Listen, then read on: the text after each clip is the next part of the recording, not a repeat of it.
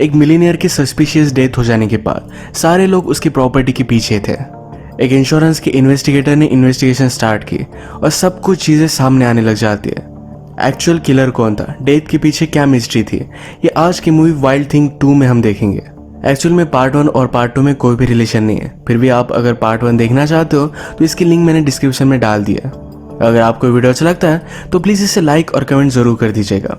ये मूवी अलग अलग ट्विस्ट एंड टर्न्स के साथ आती है, तो अंत तक इस वीडियो को जरूर देखिएगा। बिना किसी देरी के एक्सप्लेनेशन स्टार्ट करते हैं। मूवी स्टार्ट होती है और हमारी मेन कैरेक्टर जिसका नाम है ब्रिटनी एक क्रोकोडाइल के लेक पर आई हुई थी। एक्चुअली अभी अभी उसकी मदर ने इसी लेक में सुसाइड की थी। वो अपनी मदर को मिस करती है तो इस जगह पर आकर उसे याद करती है। इसके बाद वो अपनी स्कूल में आई। यहाँ पर कुछ पुलिस ऑफिसर्स थे जो सारे स्टूडेंट को कुछ इन्फॉर्मेशन देना चाहते थे।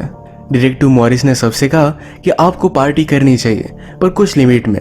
इसमें अगर आपने सब्सटेंस अब्यूज किया यानी कि ड्रग्स वगैरह किए तो इसके अंजाम बहुत ही गलत हो सकते हैं। उसने एक डॉक्टर भी लाया हुआ था। डॉक्टर का नाम था जूलियन। जूलियन सबको बताता है कि किस तरीके से ड्रग्स की वजह से लड़कों की डेथ होती है। इसके बारे में वो डिटेल्स दे रहा था, सबको डराने की कोशिश कर रहा था। यहाँ पर स्टूडेंट उसका भी मजाक उड़ाते हैं। स्टूडेंट में एक लड़की थी जो हमारी और एक मेन कैरेक्टर है, इसका नाम है माया। माया जूलियन से पूछती है कि जब किसी की डेड बॉडी मिलती है तो उसके आइडेंटिफिकेशन आप कैसे करते हो। जूलियन ने उसे कहा कि हम उसके डेंटल रिकॉर्ड से करते हैं। आज किसी भी स्टूडेंट का लेक्चर सुनने का मूड नहीं था क्योंकि आज लड़कियों का वॉलीबॉल का मैच है और सारे लोगों को वही देखना था। ये मैच होता है और इसमें ब्रिटनी खेल रही थी और उसी की वजह से वो मैच जीत गए। अब इसका सेलिब्रेट करने के लिए सारे लोग ब्रिटनी के घर पर आते हैं। यहाँ पर सारे लोग बहुत ज्यादा एंजॉय कर रहे थे। ब्रिटनी जरा वरीड थी कि अगर उसके घर का कोई नुकसान हुआ तो उसके स्टेप फादर उस पर बहुत ज्यादा गुस्सा होंगे। घर में अलग अलग कैमरेज लगे थे तो इससे वो सब पर नजर रखती है। एक लड़का उसकी मदर की फोटो पर ड्रॉ करने लग गया था। उस पर गुस्सा हो गई, उसे रोकने की कोशिश करती है।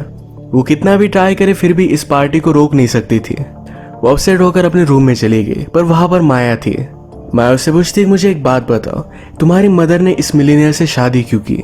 सबको पता था कि इसके बहुत सारे चक्कर थे, क्या सिर्फ पैसों के लिए? अगर यही बात थी तो तुम भी किसी मिलीनियर के साथ शादी कर लो, तुम्हें कभी भी किसी भी चीज की वरी करने की जरूरत नहीं पड़ेगी। एक्चुअल में स्कूल में ये दोनों एक दूसरे को हेट करते हैं। इन दोनों में झगड़ा हो गया और माया यहाँ से चली जाती है।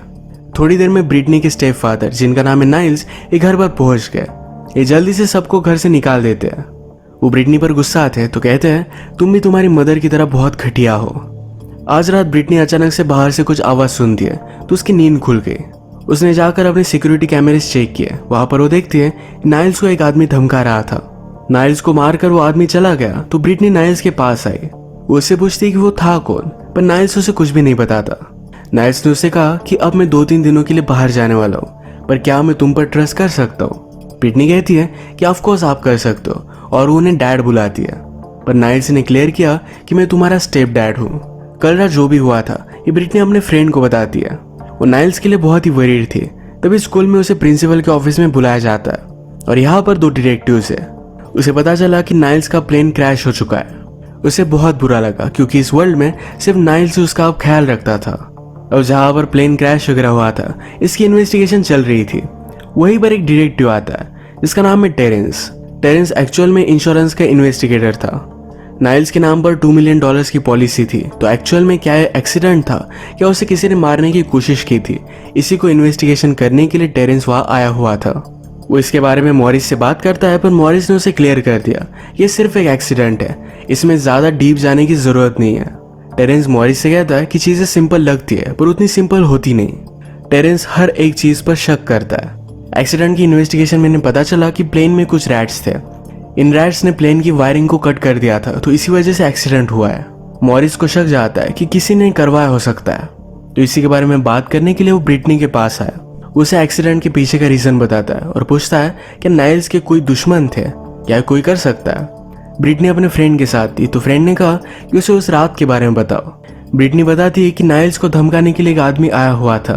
उसने उस आदमी का सिक्योरिटी फुटेज मॉरिस को दे दिया। इसके बाद ब्रिटनी के लॉयर, नाइल्स जिस कंपनी में काम करता था उस कंपनी के लॉयर, इन सब में एक मीटिंग होती है। नाइल्स के विल को लेकर मीटिंग थी। इसमें ब्रिटनी को पता चला कि नाइल्स ने ब्रिटनी के लिए सिर्फ $25,000 अ ईयर इस तरीके का प्लान क्रिएट किया है। वो इतने कम पैसों में सही से जी नहीं सकती। वो डिस्टर्ब होके वो पूछती है क्या कोई और प्लान नहीं, कंपनी के लॉयर ने कहा कि उसकी सारी प्रॉपर्टी अब एक ट्रस्ट को चली जाएगी। अगर उसका प्रॉपर बेटा या बेटी होता तो सारी प्रॉपर्टी उसे जाती। इन सारी चीज़ों को कल फाइनली जज के सामने फाइनलाइज किया जाएगा। इसके बाद नेक्स्ट सीन में हम देखते हैं कि जब टेरेंस को रैट के बारे में पता चला तो इसके बारे में और भी इन्फॉर्मेशन निकलवाने की वो कोशिश करता है। ब्रिटनी के फादर का एक्सीडेंट, उनकी विल, इन सारी चीज़ों के बारे में स्कूल के न्यूज़पेपर में लिखा जा रहा था। माया भी इस पर काम कर रही थी तो उसे पता चला कि अगर नाइल्स का कोई बेटा या बेटी होते तो सारी प्रॉपर्टी उसे जाती। उसे फिर एक आइडिया आता है। आज डिटेक्टिव मॉरिस को जो आदमी नाइल्स को धमकाने के लिए आया था उसके बारे में एक लीड मिली। अगले दिन जब सब कुछ फाइनलाइज करने के लिए ब्रिटनी कोर्ट रूम में पहुंची तो वहां पर बहुत सारे लोग थे। अंदर जाने के बाद उसे पता चलता है कि माया कह रही थी कि एक्चुअल में नाइल्स उसके फादर थे। ब्रिटनी इस बात पर बहुत ज्यादा गुस्सा हो जाती है। कोर्ट में ही उस पर हमला करने की कोशिश करती है। इस बात से जज तंग आ गए और अगले दिन वो हियरिंग करने का डिसाइड करते हैं। इस सब के बारे में टेरेंस को भी पता चल गया। अगले दिन कोर्ट में माया ने कहा कि मेरी मदर नाइल्स के लिए काम किया करती थी। वो पहले तो उसे इग्नोर करता था पर एक दिन उसके साथ वो इंटीमेट हो गया। इसके बाद मेरी मदर प्रेग्नेंट हो गई थी। नाइल्स ने उसे अबॉर्शन करने के लिए बहुत सारे पैसे दिए। मेरी मदर क्रिश्चियन थी तो उसने अबॉर्शन नहीं करवाया। नाइल्स ने मेरी मदर को बहुत सारे लेटर्स लिखे थे। ये सारे लेटर्स माया कोर्ट में सबमिट कर देती है। जज ने देखा और वो कहते हैं हम अब डीएनए टेस्ट करवाएंगे। इस डीएनए टेस्ट को परफॉर्म करने वाले डॉक्टर का नाम था जूलियन। ये वही डॉक्टर है जो पहले इनके स्कूल में आया था। टेरेंस आकर फिर जूलियन से भी मिल लेता है। कहता है रिजल्ट आने के बाद सबसे पहले मुझे ही बताना। आज रात ब्रिटनी जब घर पर आई तो नाइल्स को जिस आदमी ने धमकाया हुआ था वही आदमी ब्रिटनी को भी धमकाता है। कहता है नाइल्स के मर जाने के बाद उस पर जो हमारा $7 मिलियन का लोन था ये गायब नहीं हो जाता। अब ये सारे पैसे तुम्हें पे करने पड़ेंगे। ब्रिटनी इस बात से बहुत ज्यादा डर गई थी। अगले दिन कोर्ट में डीएनए टेस्ट का रिजल्ट बताया जाता है तो इसमें पता चला कि माया ये नाइल्स की बेटी है। सारी प्रॉपर्टी अब उसे मिल जाएगी। ब्रिटनी इस बात से बहुत ज्यादा अपसेट थी पर रात में जब उसने टीवी ऑन किया तो जो आदमी उसे धमकाने के लिए आया था उसे डिटेक्टिव मॉरिस ने अरेस्ट कर लिया है। फाइनली उसे कुछ राहत मिलती है। रात में टेरेंस रैट्स के डॉक्टर के पास आया।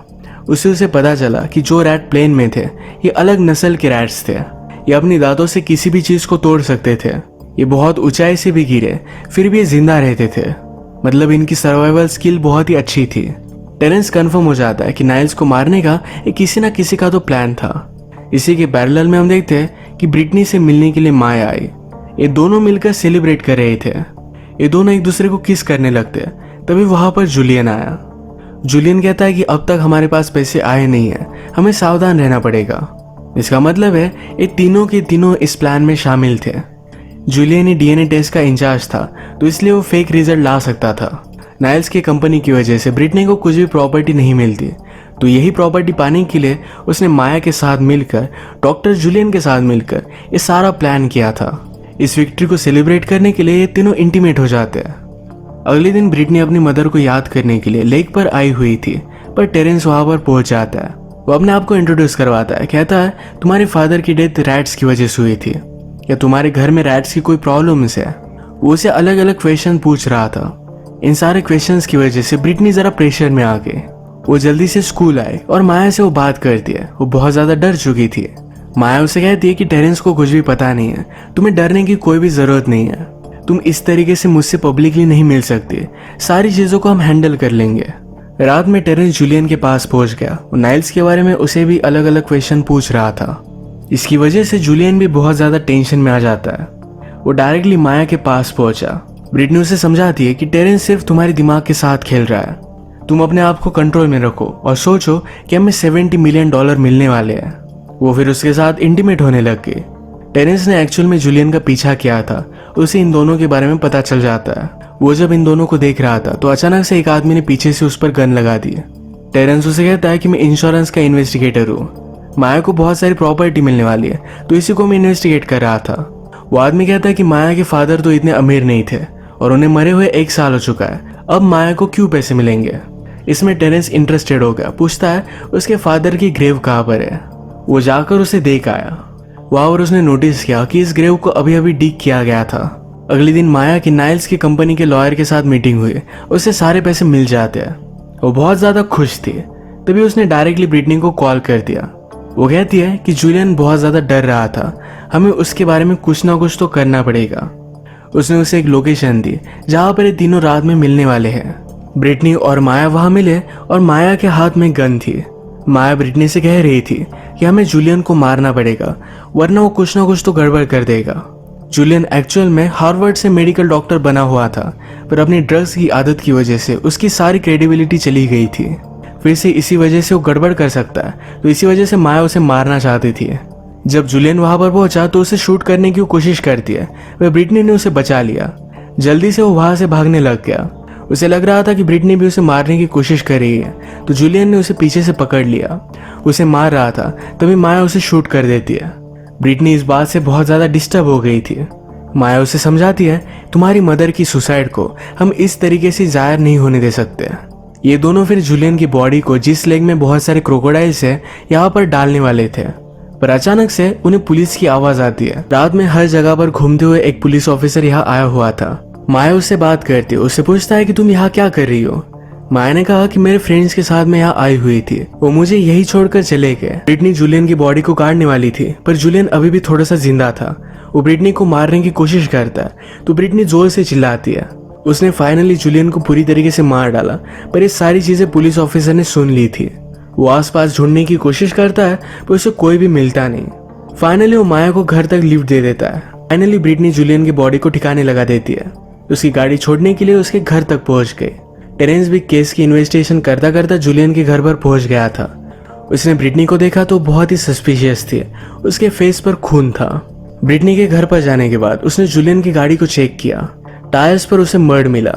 उसने फिगर आउट कर लिया था कि जूलियन की बॉडी के साथ ब्रिटनी ने क्या किया होगा। वो अगले दिन लेक के पास डिटेक्टिव मॉरिस को बुलाता है, सारी चीजें चेक करने के लिए कहता है। डिटेक्टिव ने सारा लेक देखा पर उन्हें कहीं भी बॉडी नहीं मिलती।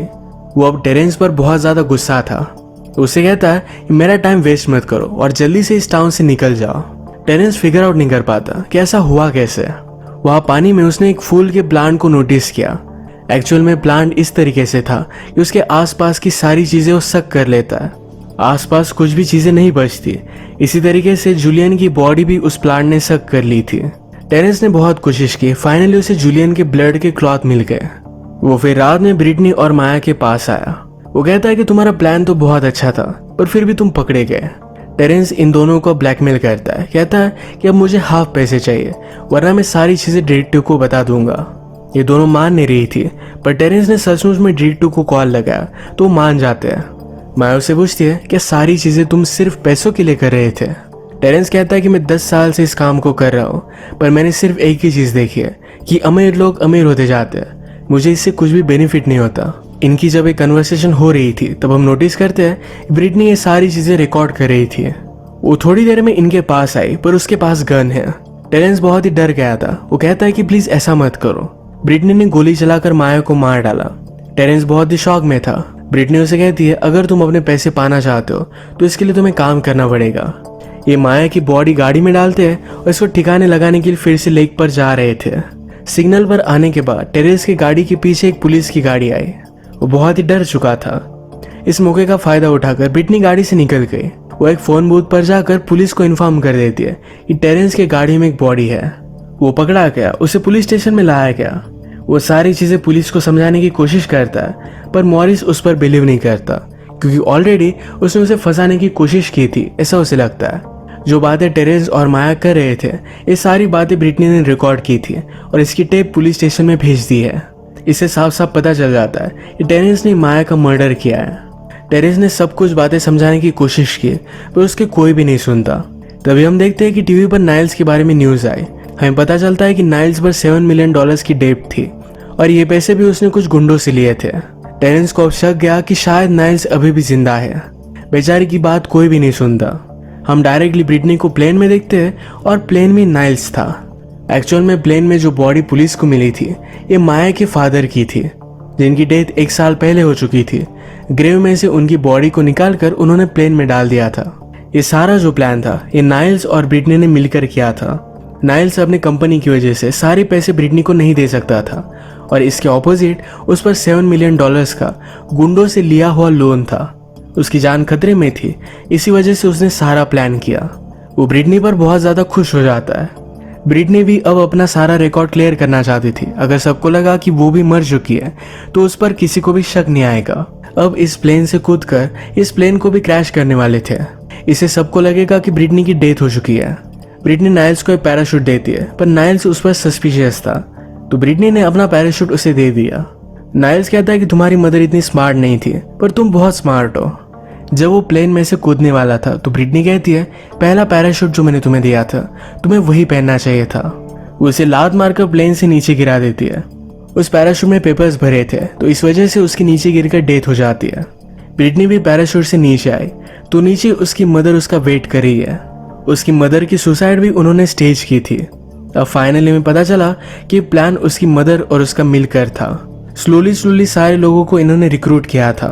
अब फाइनली एक न्यू कंट्री में जाकर ये दोनों एंजॉय कर रहे थे। लास्ट सीन में हम देखते हैं कि ब्रिटनी ने अपनी मदर के लिए एक ड्रिंक लाया। मदर कहती है कि ड्रिंक जरा स्ट्रांग है। ब्रिटनी के लुक से हमें पता चलता है कि उसने अपनी मदर को भी मार डाला। यही इसी मोमेंट पर ये मूवी एंड हो जाती है। मूवी के अकॉर्डिंग पैसों के लिए वर्ल्ड में हम किसी को भी ट्रस्ट नहीं कर सकते। तो इसी के साथ आज का वीडियो हम खत्म करते हैं। अगर आपको अच्छा लगा तो प्लीज़ इस वीडियो को लाइक कर दीजिएगा।